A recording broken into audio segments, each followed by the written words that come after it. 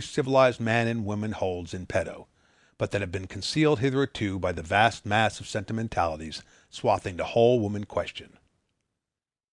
It is a question of capital importance to all human beings, and it deserves to be discussed honestly and frankly.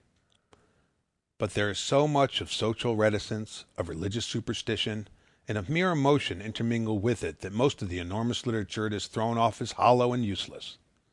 I point, for example, to the literature of the subsidiary question of women's suffrage. It fills whole libraries, but 9/10 of it is merely rubbish, for it starts off from assumptions that are obviously untrue, and it reaches conclusions that are at war with both logic and the facts. So with the question of sex specifically. I have read literally hundreds of volumes upon it, and uncountable numbers of pamphlets, handbills, and inflammatory wall cards, and yet it leaves the primary problem unsolved, which is to say, the problem as to what is to be done about the conflict between the celibacy enforced upon millions by civilization and the appetites implanted in all by God.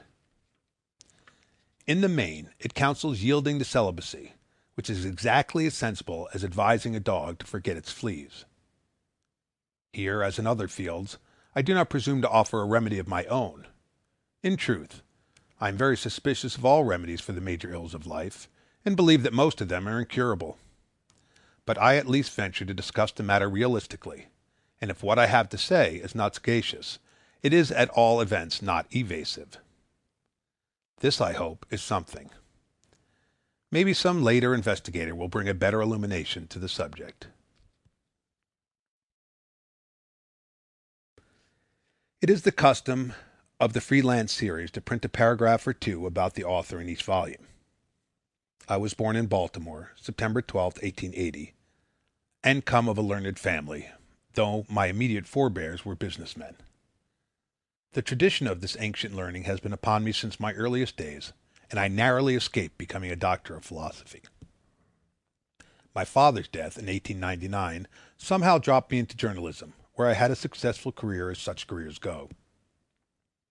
At the age of 25, I was the chief editor of a daily newspaper in Baltimore. During the same year, I published my first book of criticism. Thereafter, for 10 or 12 years, I moved steadily from practical journalism, with its dabbles in politics, economics, and so on, towards purely aesthetic concerns, chiefly literature and music. But of late I have felt a strong pull in the other direction, and what interests me chiefly today is what may be called public psychology, that is, the nature of the ideas that the larger masses of men hold and the processes whereby they reach them.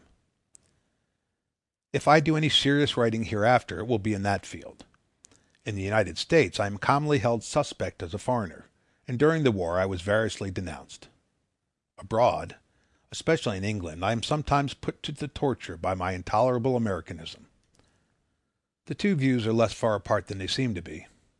The fact that I am superficially so American in ways of speech and thought that the foreigner is deceived, whereas the native, more familiar with the true signs, sees that under the surface there is incurable antagonism to most of the ideas that Americans hold to be sound. Thus I fall between two stools, but it is more comfortable there on the floor than sitting up tightly. I am wholly devoid of public spirit or moral purpose. This is incomprehensible to many men, and they seek to remedy the defect by crediting me with purposes of their own. The only thing I respect is intellectual honesty, of which, of course, intellectual courage is a necessary part.